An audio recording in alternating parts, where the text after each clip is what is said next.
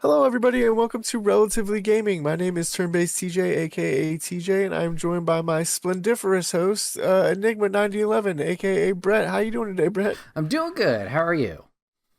I'm also splendiferous. I don't know. I'm doing good. I can only think of one adjective right Yeah, now, and it's it's fine. splendiferous. It's a So, Friday. It's the weekend. Who gives a shit? yeah, I don't even know if that's a real word, but it is now. So, TM. yeah. Welcome to Relatively Gaming, everybody. This is the podcast where we talk about all things relatively video games. We cover a little bit of video games news. We talk about what we've been playing personally. We have a dreaded mystery section, and then we talk about what we want to play in the future, which is stuff to get excited about. So we'll just jump right into the news. Brett, what do you have for us for news today? Hello. I'll ask the same question I ask every time. Do you want me to start with the small stuff or you want to start with the big stuff? Oh, hit me with the big stuff immediately. Hit me with your best shot, he says, the big stuff. All right, Sony Yeah. fans and PlayStation fans, you and I were probably scared for a while, like a lot of people were. This comes from Demi Williams at Tech Radar. Sony clarifies ongoing PlayStation DRM issue, confirms digital games require a one-time online check to authenticate licenses, but players won't experience any issues beyond that. Sony has finally responded to the ongoing PlayStation license controversy, confirming that a constant internet connection won't be required to play digital games. Earlier this week, a new 30-day license check was spotted on digitally purchased PlayStation 5 and PlayStation 4 games, immediately raising concerns among users. It was initially thought that the system would revoke game licenses if players didn't log into their PSN account or connect their console to the internet. This would apply to digital games bought after the latest March system update, and reportedly not impact previous purchases. Quote, potential major DRM issue rolled out by PlayStation and Xbox as well, allegedly. All new PSN purchases now have a 30-day validation countdown. Already investigating to find out more details, end quote, spotted X/Twitter user Does It Play. However, Sony has now addressed the issue and at the same time quelled worries by confirming that users only need to be connected to the internet and complete a one-time license authentication. Beyond that, no further checks will be required. Quote, players can continue to access and play their purchased games as usual, unquote. A Sony Interactive Entertainment spokesperson told GameSpot. Quote, a one-time online check is required to confirm the game's license, after which no further check-ins are required, unquote. Thankfully, the new system shouldn't cause too much trouble for users, but any PS5 and PS4 digital games bought from the PlayStation Store going forward will need to be authenticated once. It's suspected that a cat is in the way, that the license check is to prevent potential refund scams, specifically filing for refund and then immediately disconnecting from the internet to continue playing the game. So yeah, this was a little bit of a roller coaster this week because the update rolled out. Everybody freaked out because we thought, okay, maybe this is a push for things like the PlayStation 6 or just losing your licenses if you don't check in, and then your games are kind of gone in this digital library because you technically don't own them. And yeah, everybody was worried. So, go with physical media, even if, that's also a thing. Is the game on the disc? Who knows? Yikes. But then Sony finally got off their ass and did this clarification here. So I don't know if this was just a course correct for their statement of like seeing all the backlash to it, where they intended to have it that way, where your digital license would run out. And then they're like, whoa, there's a lot of flack here. Let's rein it back in. I don't know. Mm-hmm. I did hear about this refund scam going on where people were redeeming a game and then refunding it, but then obviously still having the license to play it, which was odd. So hopefully, what's the phrase? Give them the benefit of the doubt. Like this was just something that they were trying to fix on their end to prevent that. But yeah, it gave us all quite a bit of a scare during the week. I'm not going to lie. Yeah, I wouldn't be surprised if something like this is implemented in the future. Like I'm talking like 10 years from now or something, where it's like you have to check in with an online connection. Sure. But I'm glad that's not the case for right now because yeah, a lot of people sometimes they can only download the game on the internet, and they don't have constant access to the internet. So Sure. it's good for Yeah. them. I think I heard the bigger concern was if they stop supporting, like, obviously things, end of life happens, but if, like, the PlayStation 6 rolls out and they don't have backwards compatibility, like, once, I'm trying to think, like, once they decide to pull the plug on whatever PlayStation 5, PlayStation 4 thing it was, like, you could just lose everything. I don't know how exactly that would work out. That I probably should have researched that a little bit more, but I think that was a big worry of just like it's all gone. And yeah, that does happen with age. I'm sure we could look back at the PlayStation 3. That backwards compatibility has been kind of butt cheeks. So there was that. I think their Xbox had done this before in the past as well, and people were talking about that and how they rolled it back. I think that was the Xbox One era. So I don't know, just a disheartening situation with all the digital purchases. And then, like I said, I mean, physical, go with that route if you can, but then also, is it on the disc? If not, you're just running the same issue, just you happen to have a case within reach. So I don't know, something I'll have to keep an eye on. Definitely something to keep an eye on. That's industry changing if that's gets implemented. So Yeah. All right. Moving on to some more positive news, and shout out to Papa Griff for actually revealing this piece of news to me, or sharing this piece of news. This comes from IGN and Wesley Yin Poole. Crimson Desert has sold so well, developer Pearl Abyss has reportedly given every employee a $3,400 bonus. Crimson Desert has sold so well, its developer Pearl Abyss has reportedly given every employee a $3,400 bonus. South Korean publication MTN said Pearl Abyss has awarded staff with a 5 million won special bonus to celebrate Crimson Desert selling over 5 million copies. Pearl Abyss CEO, Hyo Jin Young, I'm so sorry if I mispronounced that, reportedly said in an internal statement, quote, "I express my deep respect and gratitude for the hard work of each and every one of you who created a product that the world is enthusiastic about. And I am paying a celebratory bonus for achieving 5 million sales to all employees who have silently fulfilled their roles in their respective positions. Our journey does not end here. The potential we confirm today will be the most powerful driving force to overcome any challenge we face in the future," unquote.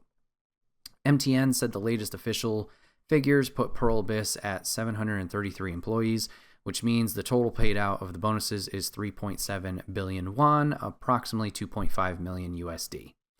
Apparently, it doesn't stop here either, with another bonus due at the beginning of 2027 based on the 2026 financial performance. IGN has asked Pearl Abyss for comment. Last week, Pearl Abyss won praise from the Prime Minister of South Korea, who pointed to the fact that Crimson Desert was created in-house using Pearl Abyss's own technology as opposed to a Western game engine, and incorporated Korean elements like Taekwondo, hell yeah, and Korean cuisine. Anyone who's played Crimson Desert will know how important cooking food is to your success, especially during boss fights. But the food does have a distinctly Korean flavor to it, and many of the recipes result in food that looks inspired by Korean hot pot dishes. I'm just kind of scanning if they get back to it, or if we just kind of keep going on this tangent. Yeah, it looks like they keep going on the tangent. So, fantastic. Good for them. I mean, we talk about a lot of bad news in the games industry with layoffs here and there, but glad to see the other side of the coin and developers getting, rewarded for their hard work. So, wanted to point out some good news. Thank you, Papa Griff, for enlightening us. yeah, and that's not very common as well. We're just profit sharing in general. We're like, hey, we made a lot of profits, so we're going to give that profit back to you employees a little bit with this bonus. Yeah. It doesn't happen as much as we would like, so it's great that it's happening, but especially in the games industry, that's fantastic. Absolutely. Moving on to a game that I have not played in probably 2 months, maybe more. Marvel Rivals. This comes from Charlie Champion over at Insider Gaming. A new limited time game mode has been introduced into Marvel Rivals as part of the Path to Doomsday, as the Avengers pit 6 heroes against one superpowered Loki. If you're playing as one of the 6 heroes trying to take Loki down, gameplay is largely familiar. Work together and use your abilities to try and defeat Loki and capture the objective. However, if you're playing as Loki himself, you have a big task on your hands, as you're vastly outnumbered. Thankfully, he's seen some upgrades with this game mode and to make him as powerful as he was in the Avengers. Here's the full suite of his new abilities, as well as how long the event will run, yada yada. And it goes into details there, if interested. Marvel Rivals Path of Doomsday, the Avengers event, will end on May 28th at 9 a.m. Pacific time. So yeah, that's cool. I'm excited to see the content you talked about a while ago starting to roll out for Doomsday stuff. I did see Loki has a skin based on the first Avengers movie, which I think also the original 6, at least in the movie universe, are also having OG skins. So that's cool. As a Loki main, I definitely want that skin. So this might be getting me back in to play the game. Yes, and then we can do our Loki Gambit combo once again. Woo!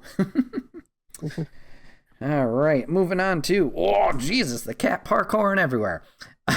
Moving on to the quicker news. Well, I guess, yeah, this one might be short. We'll see.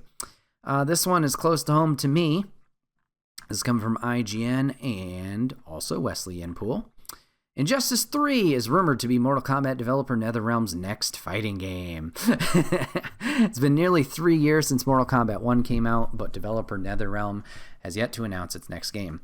However, for some time now, fans have speculated that Injustice 3, the next game in the DC fighting game franchise, is in the works at NetherRealm, and recent reports have backed that up. MP First reported that Injustice 3 is in active development at NetherRealm, having spotted an explicit mention of a cat in the way. Explicit mention of the game, Jesus Christ, on the resume of an undisclosed artist currently working at Warner Bros. Games. Evidence of the existence of Injustice 3 shouldn't come as much of a surprise, given voice actors for Injustice characters Superman and Aquaman have teased their involvement in a sequel. In September of 2024, NetherRealm development chief Ed Boon, who is currently on the road promoting the imminent release of Mortal Kombat 2 in theaters, we'll talk about that soon, revealed that the studio has decided its next game back in 2021. At the time, Boone said NetherRealm was still fully committed to supporting Mortal Kombat 1 for a long time to come, but just 8 months later, Warner Brothers Games confirmed no new DLC characters or story chapters would be released for the game, a decision that sparked significant backlash within the community. Since then, we've heard basically nothing from NetherRealm about what's next. You'd like to think an announcement of some nature won't be too far off, though. If the past is anything to go by, the first game in the series, Injustice Gods Among Us, launched in 2013, with its sequel, Injustice 2, coming out in 2017. Now the Realm released Mortal Kombat 11 in 2019, and for a time it seemed like the studio would alternate between Mortal Kombat and Injustice games, but it went on to release another Mortal Kombat, the soft reboot that is Mortal Kombat 1 in 2023 instead. We're due a new Injustice then, if not this year, perhaps next year. So, I can't lie, I'm excited. I've been looking forward to Injustice 3 for quite some time. Gods Among Us, the first Injustice, I did enjoy. It wasn't my most favorite. The story's fantastic. The story is like the peak. My God. Absolutely. But in terms of like playing it, I was like, I enjoy this. It's solid, nothing negative to say about it in terms of like it's bad. Injustice 2 was where I fully loved it. The continuation of the story was great. I did enjoy the new characters that they added there, and it kind of was like making me think of like the lore. It made me intrigued to go back and read like the comics that they put out for it as like some kind of story leading up to the first game and in between the first and the second. Absolutely loved that. And then in terms of gameplay, I think it just built on what Injustice 1 brought to the table, obviously. Built on also what MKX had succeeded in and brought those innovations to Injustice 2. And while I'm not the biggest online game player because the skill gap, I feel like I'm decent at fighting games, but I get into my ruts where I'm like, nothing's happening. Like we had an infamous Street Fighter 6 session where I can't tell you how many losses I ate in a row. But I know Injustice 2 Online had a lot of issues because there were so many range characters who had projectiles, and that was giving people a lot of headaches. Totally fair, totally understand the flack there and the kind of disgruntled players from that part. But from a single player side of things, I thought Injustice 2 really offered a lot to the players. I already mentioned the story mode, but they also had towers, which most of the NetherRealm games have had towers. And this has been something that kind of expanded on since, I would say, Injustice 2 was the first one, and then they've kept it going with Mortal Kombat 11 and Mortal Kombat 1 with some modifications. But Injustice 2's tower system, I really, really enjoyed. They had your standard ones where it's just like, here's an arcade ladder of 6, 8, 12 enemies. Go through it, and you get more of a niche, one individual specific story per characters. Or you had rotating towers where you could go in for a limited time, do that tower, and get rewards from it. And speaking of rewards, Injustice 2 did what any superhero fan loves and gave us options for customization. So all the characters had their base costumes. They had a few that were like special costumes where you could do like a whole new character. Like I believe Cheetah had, I'm blanking on the character's name, Vixen. I think that was her. And there was a few others there, which I'm blanking on, so I do apologize. So you had some special skins there, but then other than that, everybody had like armor pieces that you could customize. So Batman was probably one of the more obvious ones where it was very apparent visually that things were changing to him. You could change color schemes, the armor pieces, and if you wanted to, they would give you stat boosts, or you could just play where everybody's on the same playing field and it's just a visual component. So these towers offered either you could get specific armor pieces or you get loot boxes, which I know loot boxes is a dirty word, but I think those ones were rewarding. I didn't feel like those were as egregious as in comparison in Overwatch. And it just made the game really have a lot of replay value and a lot of fun. I can't tell you how many hours I put into that game just learning different characters. Scarecrow was a big one for me that I enjoyed. I think he was one of my mains. Loved playing as Robin. But it was another one where all the characters were really strong and interesting that I was intrigued and enticed to go try this person, go play this person, learn. And I really appreciated that. Since Injustice 2, the towers in Mortal Kombat 11 and 1 have kind of lacked, or at least not had for me, that connection to chase after and keep playing it. Mortal Kombat 11 also had the customization with armor and stuff. However, it was very limited. It was like this tiny little vial on their hip you can change. This one little thing of their sunglasses you could change. And it's like so small that you barely notice it. While in Injustice, it was like full wardrobe changes, very apparent, like the armor's different, this is different, the color scheme's different. It felt more rewarding there in comparison to what Mortal Kombat tried to do. And then, at least in 11, and then in Mortal Kombat 1, they went heavy on the microtransaction side, where it's like, oh, well, you could buy these special skins, and it gives more of that overlay and wide difference. Right. So, happy to hear they're going forward with Injustice 3. It's been a while, as the article said. Curious what they do with a story, because like they've done really well. Obviously, the first one's fantastic. The second one's solid. I don't know how you build off of it. Based on what they did in the second story, it's like, oh, okay, I saw you kind of tried to correct course and then you went a different route. So, in terms of like allegiances and whatnot. So yeah, I'm curious to see where that stories goes, but I trust in NetherRealm. They always really hit it out of the park with stories. I just hope they can bring the fun factor back that, for me, Injustice 2 had. Do you have any thoughts on Injustice? I rambled. I have a lot of thoughts on Injustice and a lot of thoughts on the things that you said as well. I'm wondering, just off the top, I'm just wondering if they're going to keep that customizing, customizing factor in the game, because it seems like NetherRealm Studios really iterates upon their systems every time they make a new game. Like Mortal Kombat 11, like you said, was very heavily influenced by Injustice 2, even though visually the items weren't as spectacular or whatever. The status effects and stuff that they changed up were pretty impactful, to the point where you had to have like separate online modes for whether or not you could use your items or whether or not you were just doing like standard fighting. So it could actually change if I'm not mistaken, you could customize the moves, your move Yeah. sets. I believe, I can't remember if Injustice 2 was locked down like Mortal Kombat 11 was. I know Mortal Kombat 11, some of them was like you need specific gear to unlock the moves. I don't remember if Injustice Yes. 2 was the same or if you had that flexibility just default. But that was something they did have because they didn't have the variations that we so highly tout of like Mortal Kombat X, where each character had the 3 variations. So this is where they Yeah, it's kind of peak. tied it in a little bit. Yeah, and I do prefer the variations to the customizable move sets because at the end of the day, the community never uses the customizable move sets. But if it's variations, you can still that can still be competitive and still be cool. It's like, oh, he just plays, Kenshi 2 or whatever. Right. Um, but yeah, Injustice is really fun. I think NetherRealm always hits it out of the park as far as single player content in a fighting game goes.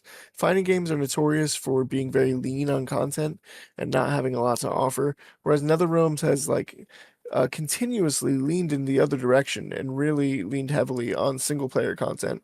And for players like us, I would say we're like intermediate players. Yeah. We're not like casuals or anything by any stretch of the imagination, but we're definitely not, getting up there in the rankings and playing competitive and stuff. Right. And so it's very hard for us to break out into the. I'm saying us, but I'm definitely speaking for myself as Oh no, well. I fully But agree. like yeah, it's very hard for us to like break out into the online multiplayer unless you spend a lot of hours in the training room and getting good at the game in a way that I don't really like to play fighting games, even though that's like the intended way to play fighting games. That's just not the way that I consume them or enjoy them. So the fact that NetherRealm Studios offers, this whole charcuterie board of things you can do, um, you know single player wise in fighting games is incredible. You have the story, you have the towers, you have the crypt, you have all these different things. And I know it's not called the crypt in Oh Injustice, yeah, but still. I just hope that they keep that up for Injustice 3. I hope that even if they don't have the customizing specifically with the armor set pieces, I hope they have something, some kind of items to chase, some kind of towers to chase down, and definitely a good story. Because I only own like 5 fighting games on my Steam page, even though again I have like 230 games on Steam. Only 5 of them are fighting games, even though I like fighting games a lot. And the reason for that is because on Steam I'm going to be playing fighting games single player mostly. Right. But one of those games is Injustice 2 because I will play that game single player. I will have a fun time playing by myself, just being Batman and beating the crap out of. Oh, and also Swamp Thing main. Mm-hmm. That did kind of kill my enthusiasm for playing other characters because I love playing Swamp Thing so much that I like stopped playing some of the other characters. But though a lot of the characters are very fun. I think Nightwing's in the game, isn't he? If He's in the I'm not first mistaken. one. Oh, nope. So as Robin, I believe you can get a specific weapon that gives you the move set of Nightwing from Injustice 1. So that was something special. It wasn't like the Vixen skin where it was a full overlay, but it was just something where it changed his move set entirely because in this one, Robin is Damian Wayne. So he's got his Yes. sword and he's way more aggressive and whatnot. But if you equipped that special move or it was like a staff or whatever, you had to like unlock it. And it was a little difficult too. But if you got it, then he had the full move set of Nightwing from Injustice 1.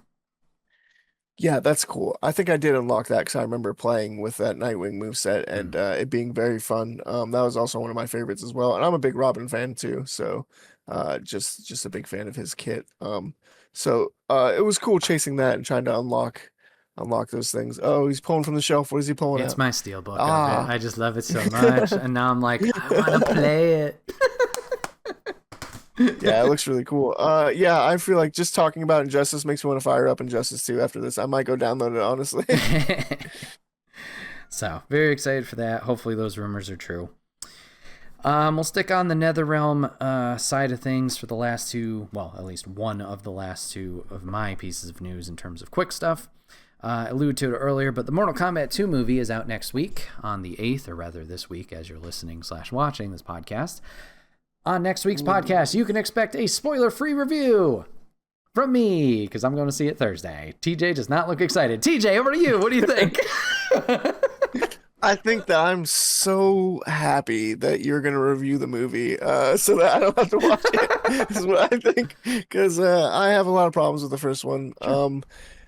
I also like there's like 45 minutes in the first one, maybe a half hour of film in the first movie that I really enjoy. Mhm. It's just the rest that really grates me a little bit. So I hope that you have a good time with the second one. I hope that it's good. Honestly, I hope you give me a recommend, so maybe I'll go give it a check it out. But yeah, Yeah, I'm excited. um, Like I said, I'm going to see it Thursday. I'm excited that you're excited. Thank you. Yeah, I'm looking forward to it. It seems like they're getting more into the actual tournament. Obviously, the first one was building up to like something's happening. We need Earth's defenders, and we were missing a few characters. I know we focused on Cole, who was like this new character that we introduced and made for the movie. So I know that's where a lot of people kind of got the flack of like, who the fuck is this guy?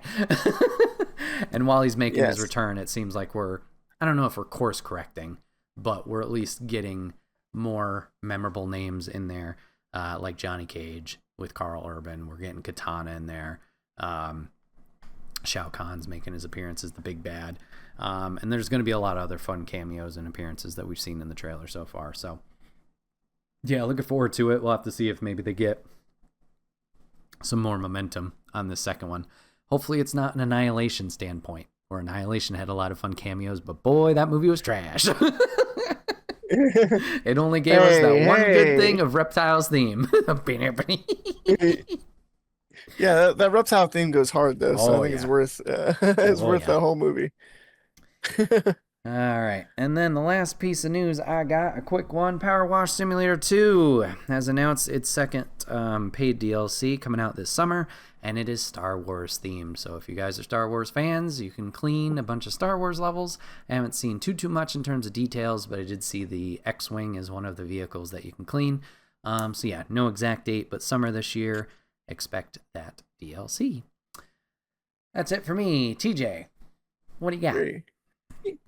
Yeah, well, first off the rip, I have to say something. I was so excited that I almost spoiled it in the in your stream yesterday, and that is that Resident Evil movie is coming out in September, and that's not why I'm excited. Because if I heard that news, I would be not very excited to be honest with you. Because Resident Evil movies have not really been very good historically.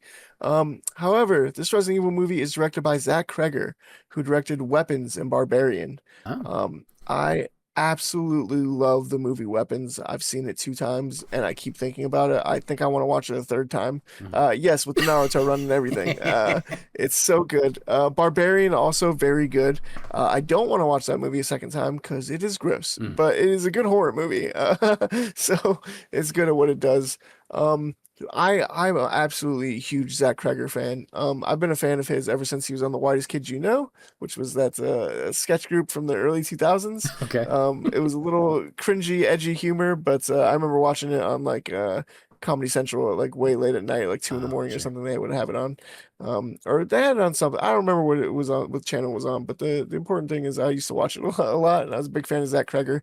And now he's doing this horror twist, kind of like Jordan Peele, Mm. where Jordan Peele was a sketch comic turned horror auteur, and Jordan Peele's movies are bangers. I wonder when his next movie is going to come out, by the way. But Zach Kreger, sketch comic turned horror auteur, and his movies have been banger after banger. So to see him announce a Resident Evil movie got me very excited. Not only does he have the pedigree, he also has been a fan of the Resident Evil games. He says he's played Resident Evil 4 the most, but he has played Resident Evil Village. He has played Resident Evil 7. He has played the newer games as well. So that's really cool. That's really interesting and intriguing. There's actually in the teaser trailer, because I went through frame by frame, I also saw some breakdowns and stuff. Mm. In the teaser trailer, he actually has a green herb in the original pot from Resident Evil in the background. So that's cool. It's a new original character Oh. in the movie. He's going to be I think he's like a courier or like a package delivery guy. But yeah, so it's a new character, but I think that's good. I think Resident Evil 7 worked with the introduction of a new character, and we just had Requiem with technically kind of a new character in Grace. So yeah, I think a new character can work. I'm pretty excited for it. Like I said, just him alone. The trailer, I'm not gonna lie, was kind of mid. Mm. It was kind of a mid trailer. It was just okay. It didn't really show a lot, but it's the people attached that got me excited. So, does that make you want to watch a Resident Evil movie? Have you seen Weapons or Barbarian? I have not because I'm a big old scaredy cat. I have been spoiled on weapons entirely in terms of what the story and narrative was, because that intrigued me, but I was like, I don't know if I can handle it. So I know all of that, and I thought that was intriguing, and maybe, someday I'll be brave enough to watch that. And then I did hear about Barbarian being really good, but I don't know much about it. So in terms of pedigree, both those movies fantastic, so it's cool to see, that this guy's, taking a swing at it.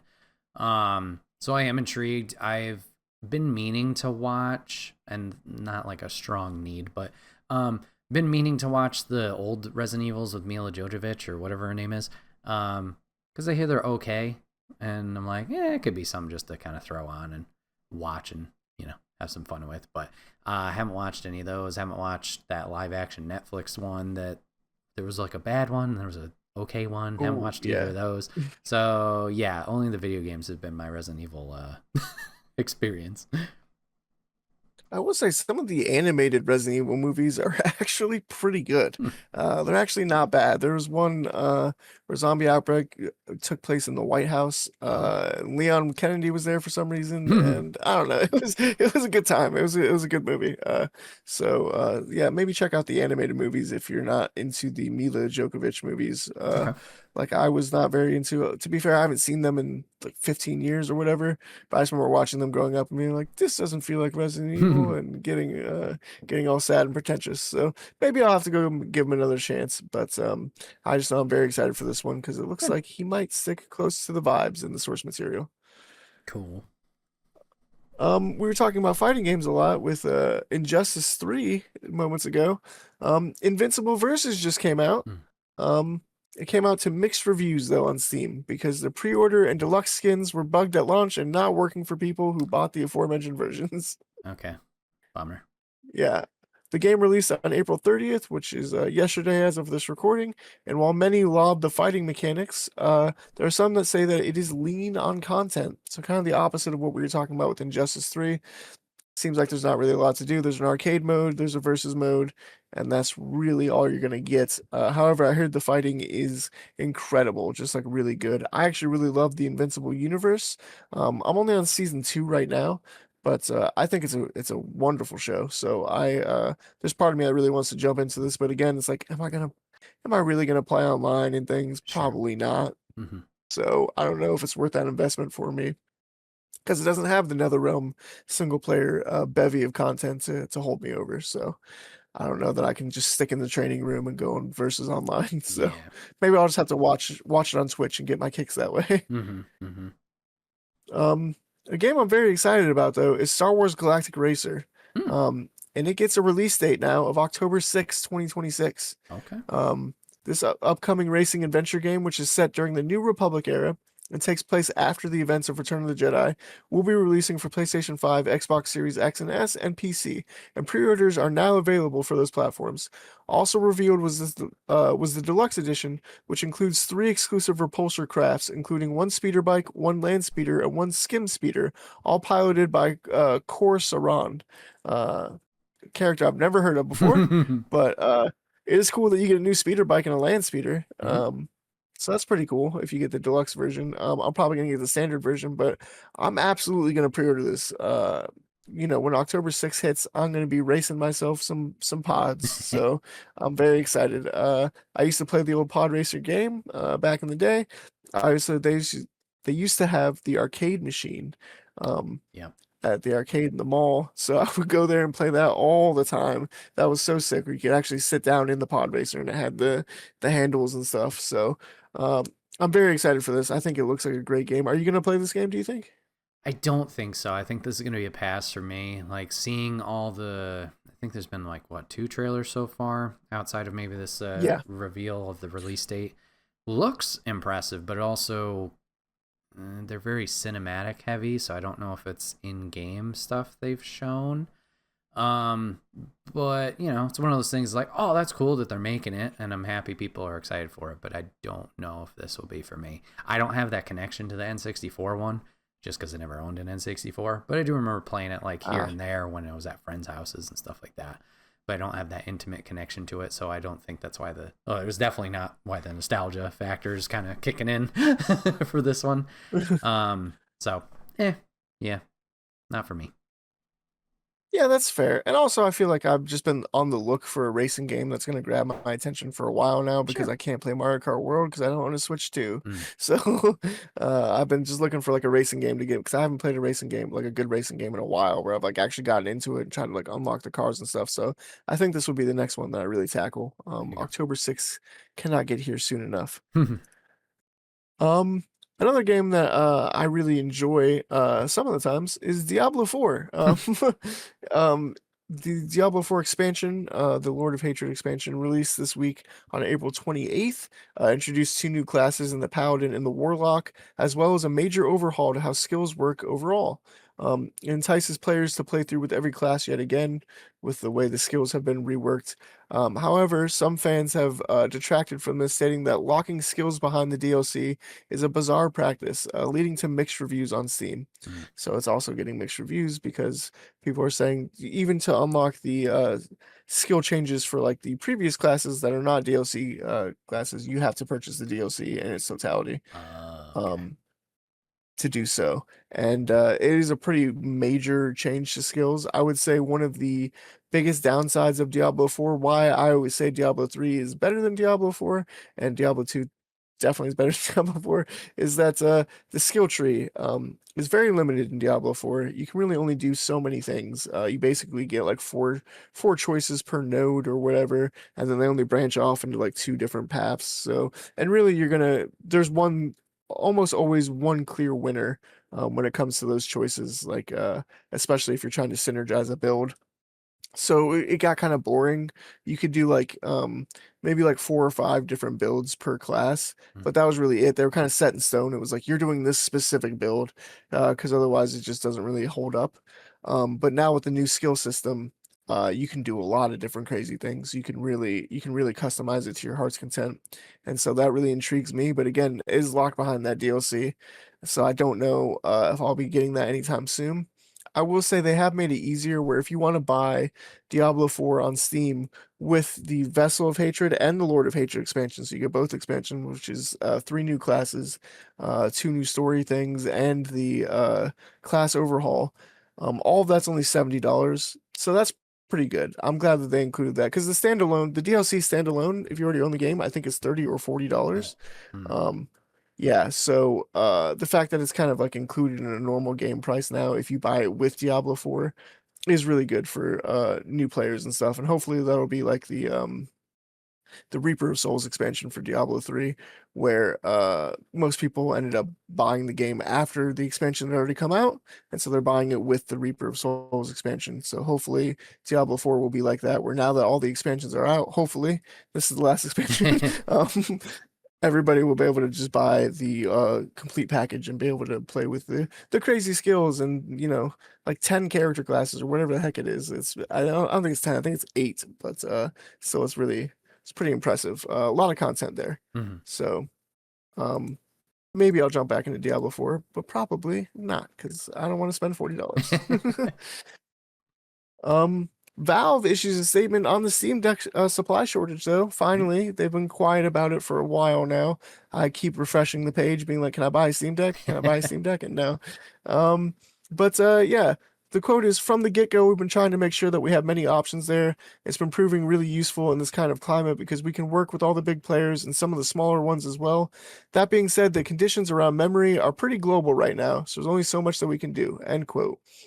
Still, orders for the Steam Deck are not up on Steam yet, and there's no sign of a Steam machine launch date, despite them still claiming the first half of 2026. That has not changed in this interview. They're still claiming the first half of 2026. It's the fifth month, so I they've was gonna got say two they got a months. month.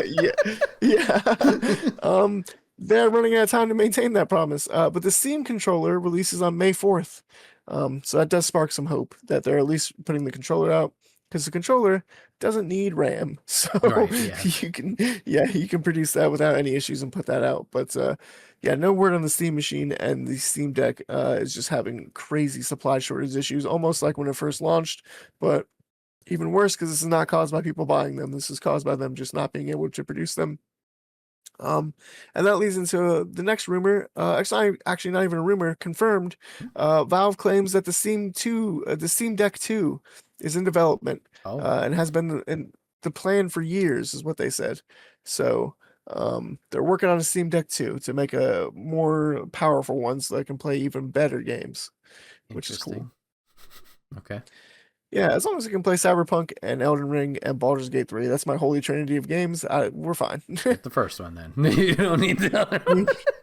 Yeah, I don't need the second one because it's like, what am I going to play on the second? Oh my gosh, what are they even Yeah, going to have on there? like I kind of get it, like because every company's done this, but if you're pushing the Steam machine as your next big thing to announce the next handheld before the Steam machine's out, it seems like you're shooting yourself in the foot with a Steam machine. Maybe. Hmm. I don't know. I was like, yeah, interesting. Yeah, it's very, very interesting tactics, and yeah, it seems like they're shooting themselves in the foot with the Steam machine on many fronts to begin with. So it's going to cost $950 and have one slot of RAM, and it's not going to come out until 2029 at this point. So we'll have to see. Yeah. Um, on a slightly down piece of news, I did want to share this because it's a game that I did play, sadly. But the Parisian development studio Spiders is officially closing its doors after nearly 2 decades in the industry, even as the team celebrates the launch of Greedfall: The Dying World. I've not played Greedfall: The Dying World. I don't even know if it's out, to be honest with you, but I did play Greedfall back in the day. It's a very good like double A game. It's like an open world RPG set in kind of like colonial times. But there was like still magic and stuff. Mm. Really interesting world. You don't really get to see a lot of magic systems in like a colonial times thing. So it was really interesting and cool. Really fun game. I had a lot of fun with the time that I put into it. So it's really sad to hear that they're shuttering their doors. I read further into the article. I won't read the whole thing or get into it, but it was basically like the working conditions there were apparently just abysmal. So it was kind of like putting down a dead horse at this point. So that is sad to see because I would like more Greedfall. Maybe I'll try The Dying World, but that's a little sad. That's I won't be able to benefit that studio when I Yeah. make that purchase. Yep. That's really all I have for news. Sorry to end on a down note Nope. there, but All good. we'll get into the fun section, which is, hey man, what have you been playing? Hey man. So yeah, Go ahead. What were you gonna say? I was just gonna say, so what have you been playing, man? All right. I alluded to it last week. Mouse PI for hire official review. Not really. So I tried, folks. I did not beat Mouse PI, but I am on the tail end. I alluded last week that I made a lot of progress, and there was 3 main cases that kind of envelop the whole story. I have wrapped up 2 of those cases, but I still have 1 more that I'm obviously trekking through. But as my official review, this is a good, solid game. I don't think it's anything that breaks the bank in terms of its story or anything, but it's solid. It's not buggy. It has comical moments. Cheese, IGN reviewer. And yeah, it's well put together. I think Fumi and Playstack did a great job with this game. I've really been enjoying my time with it. I already praised the baseball game plenty in last week's episode, so I won't keep going into that. As I've progressed through the story, the characters I'm meeting are getting more intriguing and kind of funny in terms of like, oh, these are really neat characters. I'm glad they're here. I've had some really funny moments. There's a gun that you unlock late game, which I'm not going to talk about, but what it does and how it's introduced is hilarious of where that mission went and what the gun actually does. I had a lot of fun with that one. I don't use it all that often. Me being me, I'm like, what's working? And I stick with my one thing. So I am sticking with the Tommy gun, or as they call it in this one, I think it's a Jackie gun. It's a different name. But Okay. yeah, so I've been using that mainly. So the levels have been more intriguing as the story envelops, as the game progresses. And also I feel really rewarded for finding the secrets. Some of them are very hidden, and you got to kind of be really aware of like, oh, let me poke around here, let me try this and do that. And then I also found another layer of secrets, which I don't know if it was in the beginning part of the game and I just went right over my head or whatever. But your collectibles are typically like a little brighter than the world objects to try and help you distinguish what to grab, because it's all black and white. So the color aspect obviously is not used. So they got to do something different. Yeah. There's other things you can find that are lit up, but you don't grab. And there's sometimes secret codes or secret like messages that you then use to unlock a puzzle later on or way before somewhere else in the level. And I've enjoyed finding those, because the first time I found it, I was like, what is this? It just like stuck out to me of like, something's odd about this, because in comparison to everything else, it just stands out like a sore thumb. And then when I found what it went to, I was like, oh, that's awesome. So that's just another fun layer of it, is the exploration and rewards that it gives you in this game. So yeah, I'm looking forward to finishing it this weekend, for reals this time. But all in all, review wise, I think this is solid and good. Like I said, if you're looking for a fun shooter that is kind of like Doom, and then you want that creativity with the animation style similar to a Cuphead or Steamboat Willie of old of Disney, then I would highly recommend this one. The story's not going to be anything that's like breaking the bank in terms of like, this is a monumental indie like a Celeste or an Inscription or something like of those tiers, but I think this is a solid experience nonetheless. So happy with my time with Mouse PI. The next game that I played last night, I played a demo of. That game kicks ass, literally and figuratively. This game I shouted out a few weeks ago because it was shown off again, I believe, at the III Initiative. But I played the demo for Dead as Disco. So there's a demo out now, and what Dead as Disco is, it is a fighting game, essentially. But it is a rhythmic fighting game. Think Beat Saber meets an arena fighter. So you're Charlie Disco. That's literally the guy's name, is Charlie Disco. And you just have in this demo, you're going after wave of enemies, and you're trying to build up a high score that goes against everybody else who's playing this game. There's a wide variety of musical tracks that are in this demo, with a lot more coming to full release, that you can punch, kick, grapple your way through the enemies as you're playing. Now, it doesn't perfectly go in sync with the music, but what it does is, depending on the song's BPM, that is how fast Charlie will fight. So if it's something slower, where it's 120 beats per minute, it will be more impactful. Thud, this, crash, boom. And they add a solid sound effect with each impact that he does onto the enemies that kind of plays really well with the music going on in the background. And same thing if it's a higher BPM, so I think 190 was one of the higher ones. He's really going just pa pa pa pa pa da da da, doing that and defeating the enemies. It's a lot of fun. I would think of combat similar to Batman Arkham, where each hit really felt solid. You'll have enemies come in with a little indicator over their head to counter, or some of them will charge in and you have to dodge out of the way. If you hit perfect counters, you'll do extra damage and get bonus points. If you do a perfect dodge, you will automatically do a counter attack to said enemies that are attacking you, and you can freely bounce back and forth between the enemies.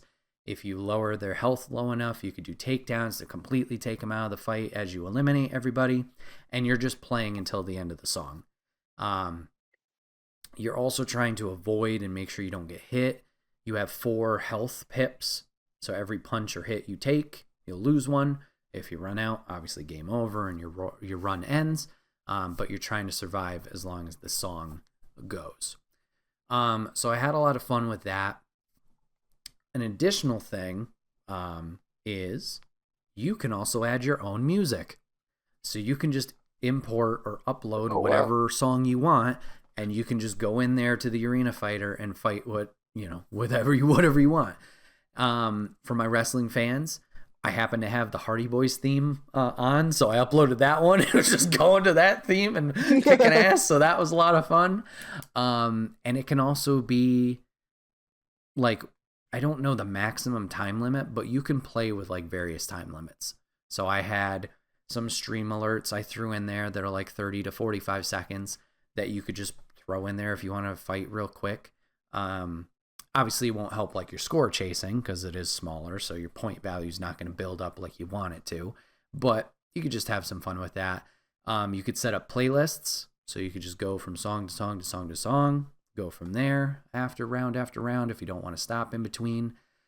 But yeah, I'm really glad I gave this a try. I think I played it for maybe 30, 45 minutes and just was really happy with it.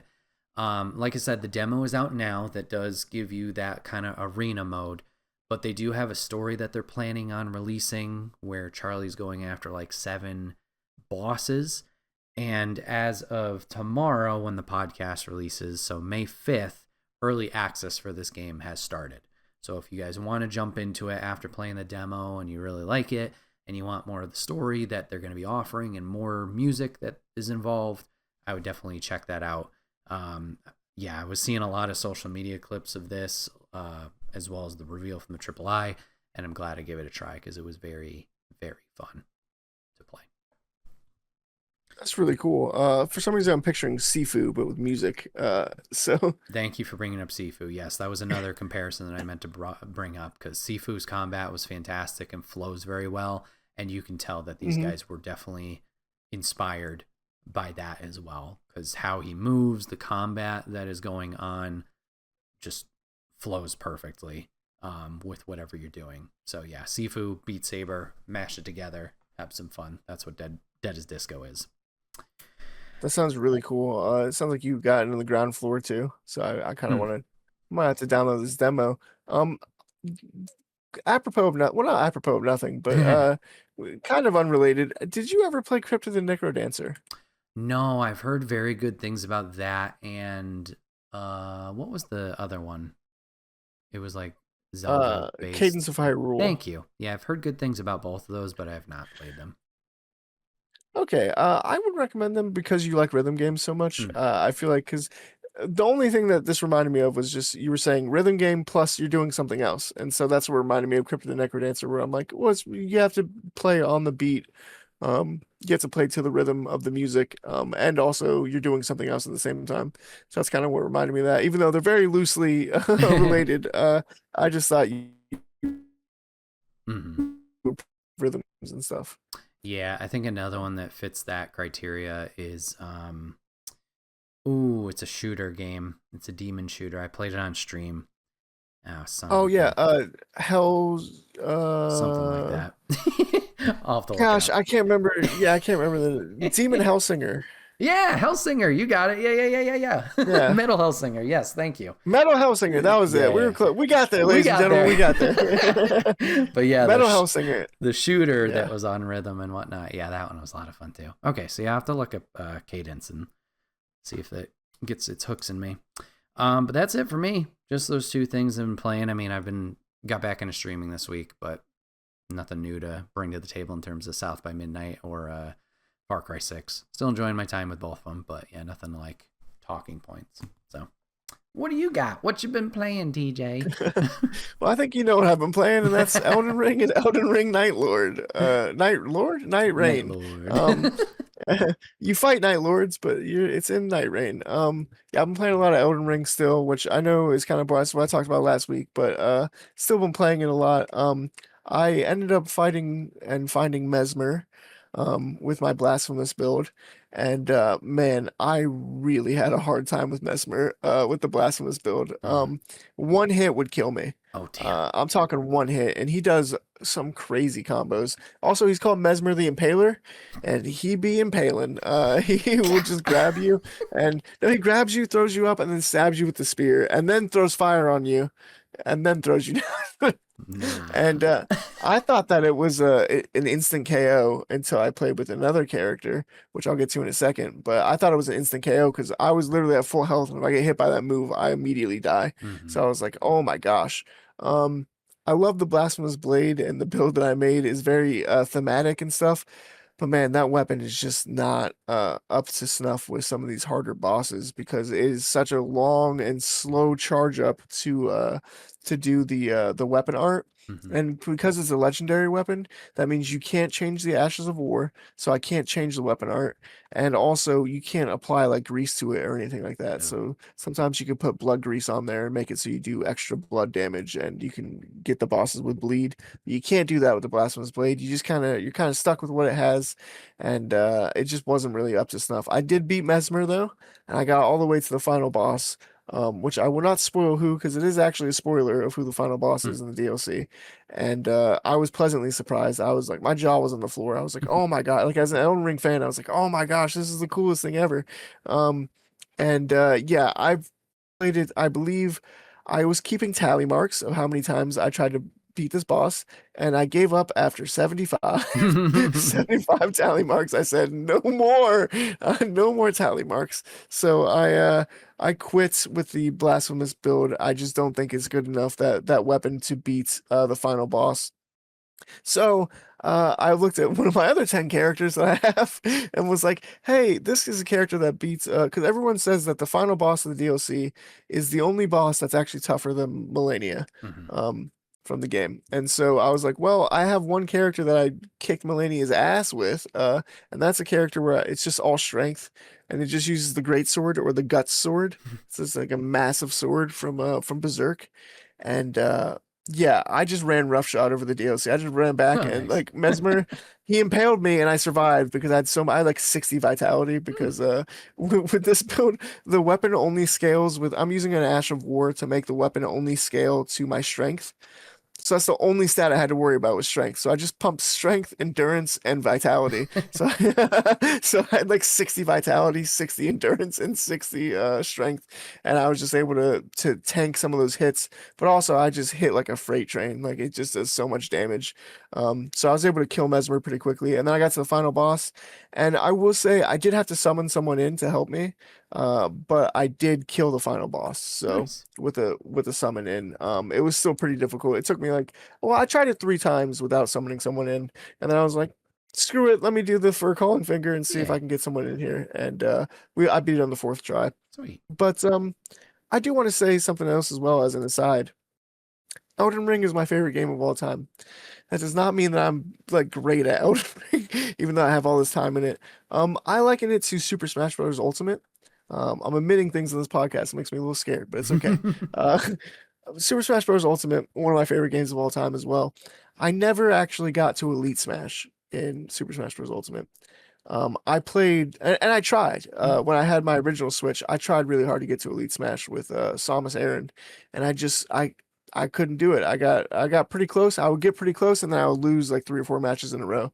So that's just me saying that I love these games. Doesn't mean I'm like the best at these games. Sure. Yeah.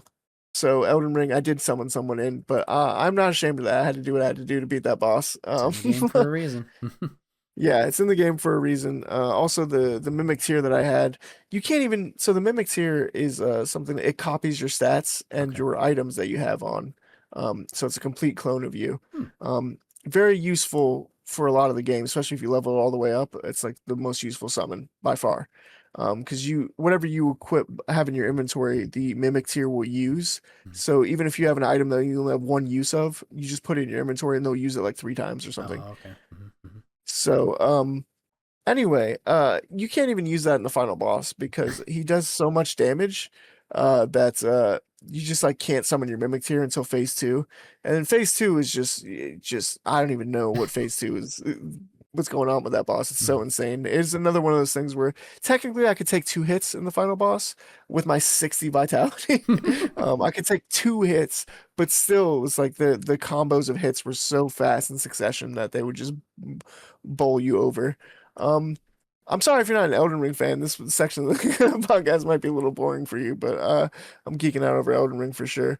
I did play some more Night Rain as well, and yeah, I actually got to fight a Night Lord. I actually got all the way because I played with some people. I Hey. decided to actually play some multiplayer, and it is a lot more fun playing multiplayer because sometimes when I'm playing single player, I would die on the first or second night.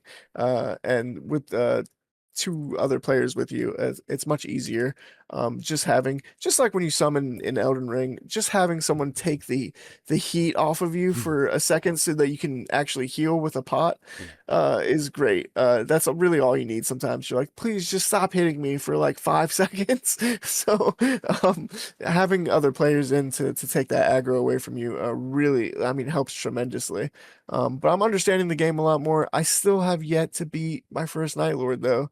So I've played less than 10 hours. I think I played for like 9 hours or something. So I will get there. I gotta keep playing. I think there's like 10 Night Lords or something, or like nine of them or something, and they might be in different regions and stuff. I just know the one I'm playing is in Limgrave because it is the beginning one. Mm. Um, I kind of wish you could choose the Night Lords without having to beat them first. Mm. Like I can only select the one Night Lord right now, and I don't have any of the other ones unlocked. So I have to keep rolling this one over and over again until I beat it. Sure. And that's a little disheartening, but it does, once I do beat this Night Lord, like I feel like it is gonna feel like beating one of the demigods in Elden Ring, like actually getting one of the greater runes. That's gonna feel that good where it's like, oh my god, I killed Radon, like hell yeah. Or yeah, so hopefully it'll feel like that. But that's really all I've been playing. That's been soaking up a lot of my time. I said that's all I've been playing, but I've put so much time into Elden Ring in the past 2 weeks. Um, just a stupid. I was gonna look it up on Steam, but it doesn't matter. Sure. It's been too much time in the last 2 weeks in Elden Ring, so I will probably continue to play Elden Ring into the next week. But hopefully, I'm gonna spice it up with another game, so I have something else to talk about. But yeah, that's all I've been playing. So now we'll move into the mystery section. Ooh. Now, Brett, on previous mystery sections, I made you take a true or false quiz Sure did. for Nintendo and PlayStation. So now Yep. we've got to round it out and give you a true or false quiz for Xbox. John Halo. Because, yeah, you know so much about Bob of Microsoft. Yeah. I I actually remember this time though. I have a pen. I'm gonna tally mark how many you get right. And Yay. I have 25 questions for you. Okay. If you get 20 out of 25 correctly, Oof. I will personally cash app you $4. Wow. Exciting. Yeah, so you better get this right. High stakes. Very high stakes indeed. Okay, question number one. The original Xbox was the first home console to include a built-in hard drive.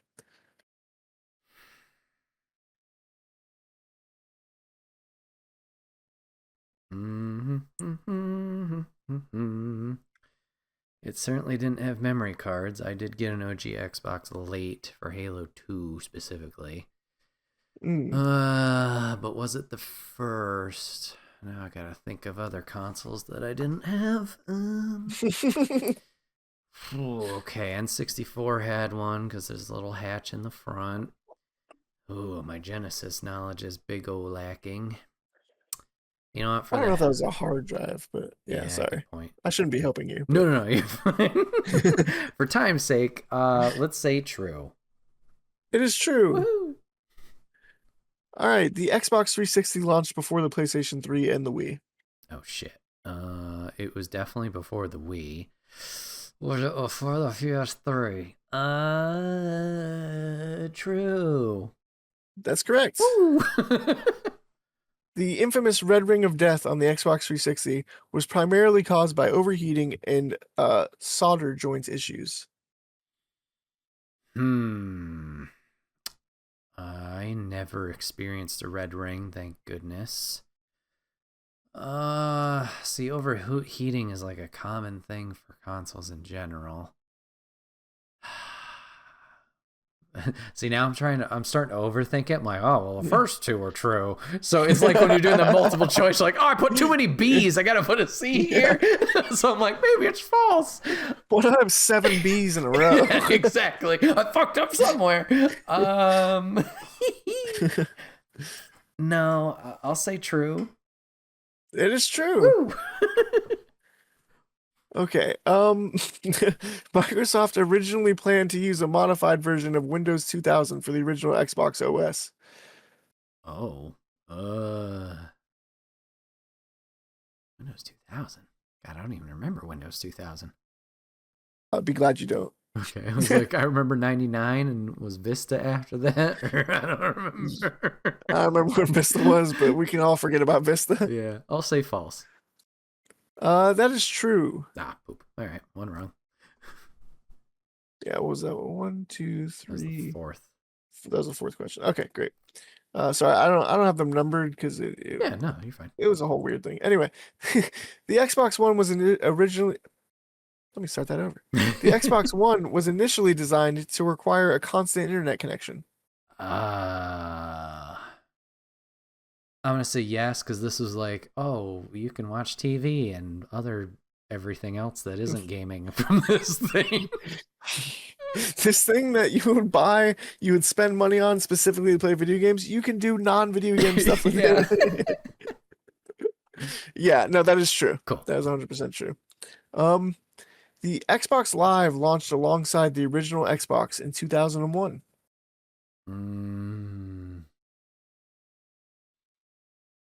Trust my gut. I'm gonna say false. I think it was 360. That is false. Woo! It did come out with the original Xbox, but it launched in 2002, Oh, okay. not 2001. So that was a little tricky one. I thought I'd get you with that one. Fancy. The GPU in the Xbox Series X is more powerful on paper than that of the PlayStation 5. I made this question to piss you off. Can you repeat it? The GPU in the Xbox Series X is more powerful on paper than that of the PlayStation 5. Oh, no. There was a joke going around a while back when they announced the new consoles. I don't remember what side it was, but like console gamers, we're simple people, you know. We don't acknowledge fully the PC master race, and we like making fun of you guys with all your specs from time to time. So of course they were talking about, both companies were talking about specs, and I don't remember which one, but one was talking about teraflops, and we just could. There was a lot of jokes about teraflops going around. Like, what the fuck is that? I'm gonna say false. It is true. Poop. It's more powerful than the PlayStation 5. At least it should be on paper. Okay. The original Xbox controller, nicknamed the Duke, was smaller in Japan than in North America. What? Because they're smaller in comparison than a smaller controller. Hey, whoa, hey, let's not get racial here. No, they're typically smaller people. That's all. I think that's a science thing. I will say false. Why would they make another SKU for that? True. Shit. They made it another SKU for that. Just for Japan. The Lil Duke. The Little Duke, yeah. The Duke Nukem. The Dookie. Yeah, the Dookie. Sponsored by Green Day. Bungie was owned by Microsoft during the launch of Halo Combat Evolved. I just saw your brain explode a little bit. Not as bad as the Donkey Kong Jr. Damn. You said Combat Evolved? Yeah, Halo Combat Evolved. Bungie was still owned by Microsoft during that time. Oh, crap. Is that... I know I'm not asking this to you because I don't think you can answer it. I'm wondering if that Combat Evolved's the remaster. I think it is. I'm trying to think because Bungie's independent or was independent when they passed it over to 343 when they passed it off to them and went the Destiny route, and then they're technically partnered with Sony now. They're still independent in a way, but they're like committed to the relationship with Sony. I don't know what you want to call it. They didn't put a ring on it, but yeah, they're long term. Anywho, I'm going on a tangent here. So Halo Combat Evolved, they were still owned by Microsoft. When did they buy themselves out? I think that was post Destiny 1, so I'm going to say that this is a true statement. It is true. Woo! That is correct. You reasoned yourself into the correct position. Sorry for the long. No, you're good. I'm glad you're able to do it. The Kinect for the Xbox 360 required no physical controller input to function. I believe that is true. That is true. I Hey. enjoyed the Kinect. It wasn't as cool as the PlayStation Eye, but it was pretty The cool. little bit I played of it, it was fun when it read you. Yeah, when it There was a actually lot of worked. this going on with your hand, like, come on, do the thing. Yeah, yeah, absolutely. It was like the early days of the Wii before everyone realized how it actually registered Yep. and how limited it was. Yeah. Um, the Xbox One S supports native 4K gaming. The S? The S is the all Yes. digital one. So I would think it's a tier down because you have. I'm sorry, you said Xbox One S or Series The S? Xbox One S. Yeah, One not the S. Series S. So you had one, then you had one S. Oh, maybe it's not all digital. Maybe I'm mixing it up with the Series S. Fucking all these names. I have the Xbox One X. Shout out to Maximilian, dude. 4K. I'm gonna say false. That seems too early for 4K native. False. Yeah, it was 4K upscaling, not native. Woo. All right. Forza Motorsport debuted on the original Xbox, not the Xbox 360. Oof. I feel like a lot of us were introduced, or rather brought into the realm of Forza around Forza Motorsport 3, and then I know Horizon won over a lot of new people because that was more simulation and not the realistic, or sorry, it was more arcadey, and then Motorsport was the more sim. Charlie always kicked my ass in that one. So 3 was Charlie my Disco? yes, Charlie Disco. Charlie Disco Mudhorn. So like 3 was my first experience with it, but so you're saying it's on the original Xbox. Yes, Is not the it 360. is it bad that I can't even think of like a game cover or like a physical like appearance for either Motorsport 1 or 2? Granted, there's a lot of fucking games out there. I'll take a risk. I'll say true. It is true. Ooh, okay. You're Oh, doing we're good so still in the far. running for the $4. Yes. That's for US dollars, by the way. I'm not Hell going to give yeah, you not rubles or Canadian. anything. Yeah. Sorry, Yeah. McCoy. The Xbox Series S has no disk drive and relies entirely on digital downloads. Well, oopsie, spoiler from earlier. True. Yeah, true. Yeah. Nvidia designed the GPU for the original Xbox. The original Xbox. Ooh. True. It's true. Yay. Gears of War was built using Unreal Engine 3. Oh, that's an epic game, so that would make sense. But is it Unreal 3 or is this gonna be it was Unreal 4? Or It's something Unreal along. 2. Right. Okay. Think back to college, Brett. What Unreal Engine were we using then to design levels? Hmm. I don't remember, so that did not help me at all. I'll say true. That is true. Yay! Yeah, you're doing great. Thank you. This is your best one, I think, so far. Yeah, somehow. Yeah, somehow you know the least amount about Xbox, but you're I doing the mean, best on the quiz. past PS2, 360 was my console, and then I went to Okay. Xbox One for Destiny launch, and then Xbox One didn't really have that much that enticed me, and I kept hearing about this cool thing called PlayStation exclusive, so I jumped over there. Yeah, and you've never looked back since. Exactly. Sorry, Microsoft. Oh wow. The Xbox 360 used HD DVD as its primary disc format for games. I think yes, because Sony went the Blu-ray route. That is false, actually. Fuck. It used standard DVDs. HD DVD was an optional add-on for movies that they had. Okay, all right. For those keeping track, I can only get one more wrong for the money. Okay, Xbox Game Pass allows first-party games to be played on release day. Depending, our news story last week said Call of Duty's going off of it. True. True, yeah. True, except for Call of Duty. Yes, Sony once considered releasing Final Fantasy VII on the original Xbox. Oh, OG Xbox. Huh. Would that be a Sony call? I guess that would. 7's kind of tied down. Oh, now I'm thinking of the remake. The remake was the first time it crossed over for 7, so I'm gonna say false. That is false. Woo! We're alive. Correct. Yes. The original Xbox was more powerful than the PlayStation 2 in terms of raw hardware.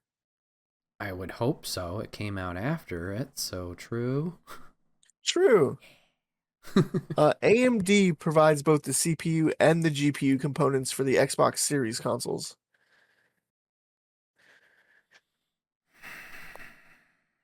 Balls. True. True. Yay! Okay, you only need to get 4 more right. Oh, can't miss one. You get 4 more right. That's $1 for each one you get right. Only miss one. Okay, and here's actually, we're gonna make it even more challenging because the last 5 questions are a lightning round. Okay. Strap in.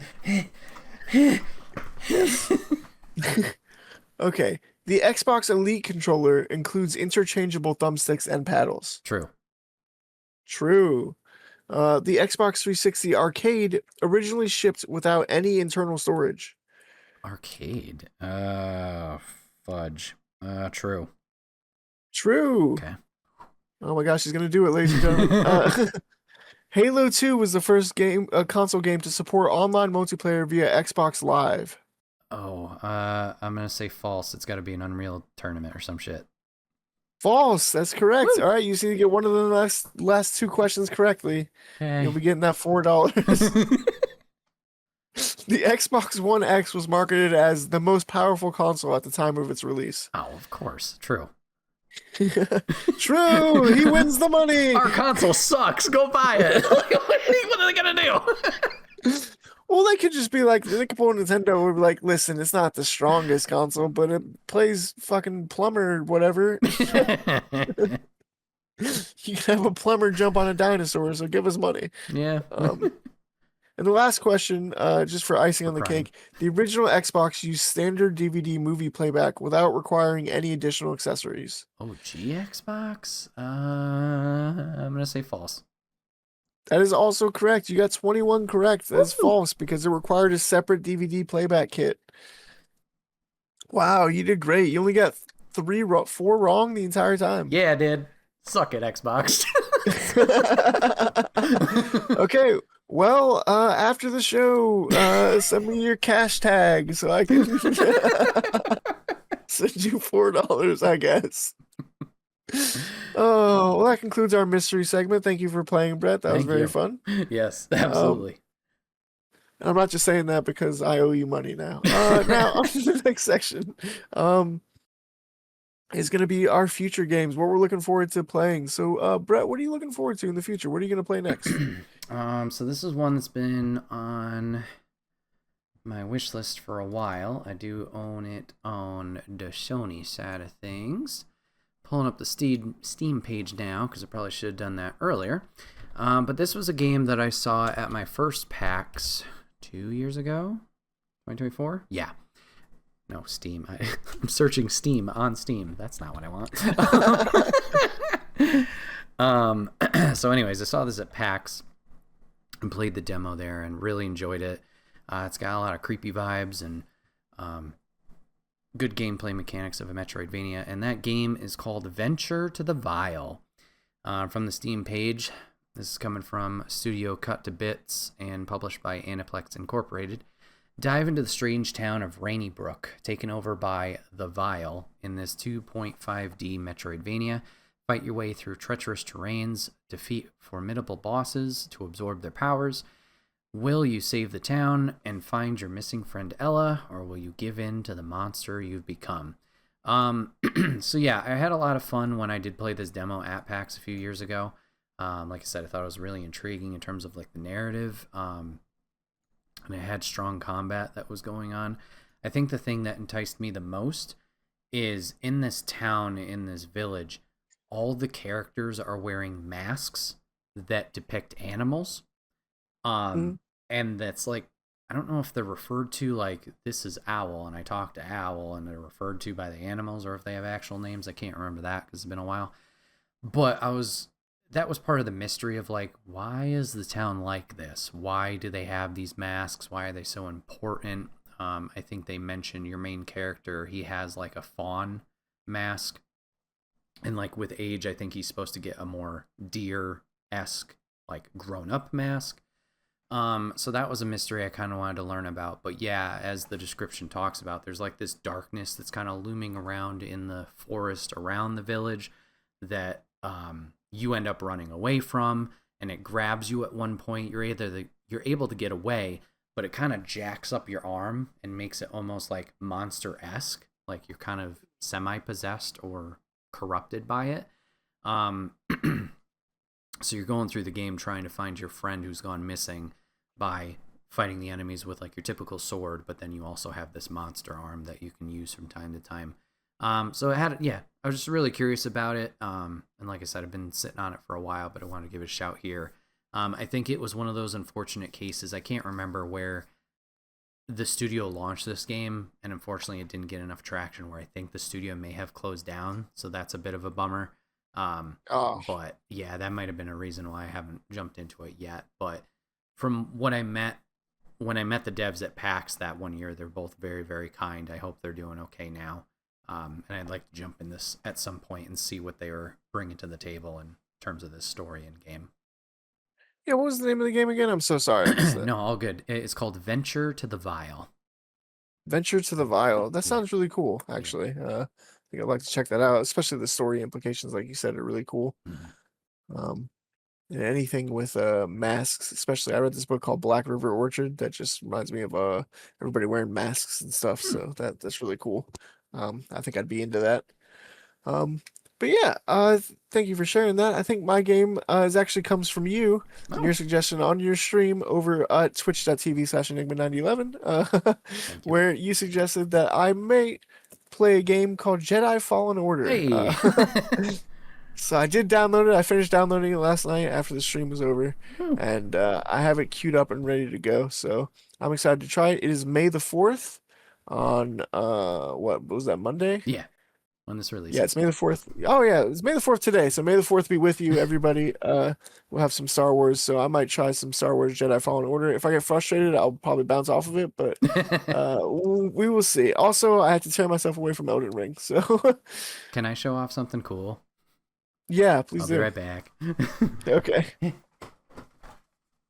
Yeah, I'm really hoping I can tear myself away from Elden Ring because I've been playing so much of it, but also Elden Ring is love, Elden Ring is life. So I don't really know what to do. I'm literally planning a new character in my head right now.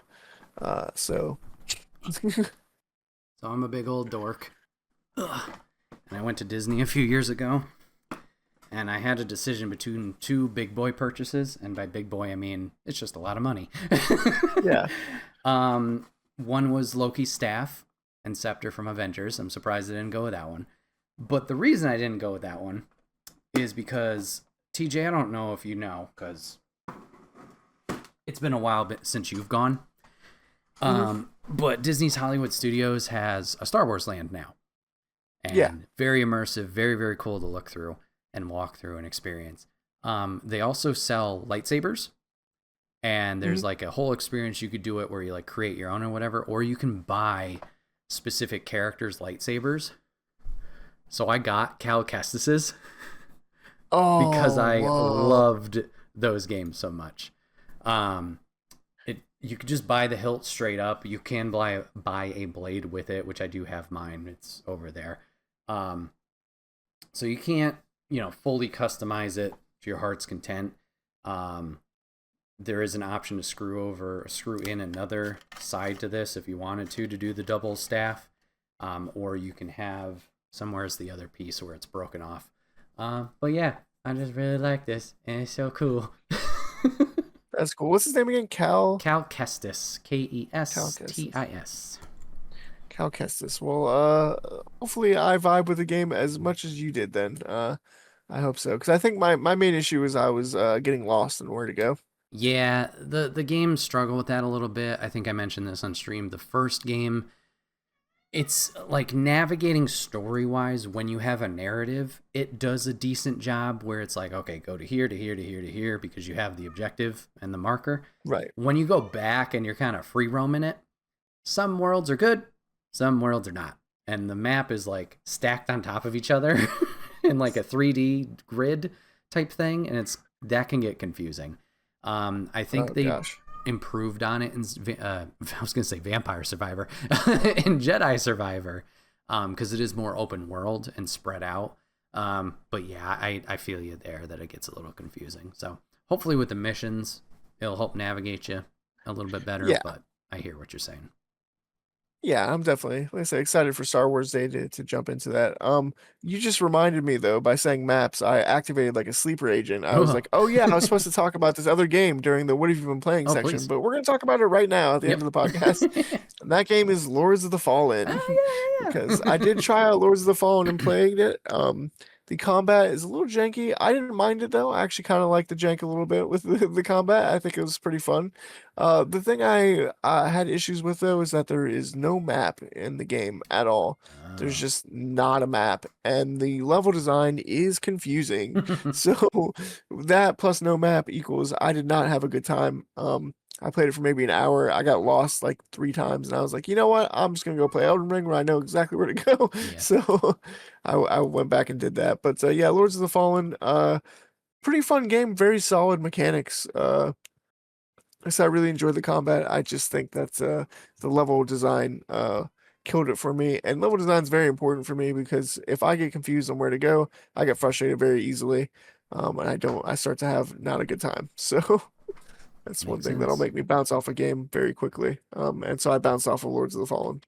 But yeah, um, thank you everybody for listening to another episode of the Relatively Gaming Podcast. This is what, episode 9. 39? Yeah. Yeah, 39. We're doing pretty good, everybody. So thank you for listening. Even if you listen for 5 seconds or 5 minutes, we certainly appreciate it. And as always, if you have any comments or if you want to like the episode, please do both of those things. If you leave any comments, we will read them. We will get to them on the podcast eventually. um, but thank you guys as always, and have a splendiferous Monday. May the Bye. 4th. Bye, guys.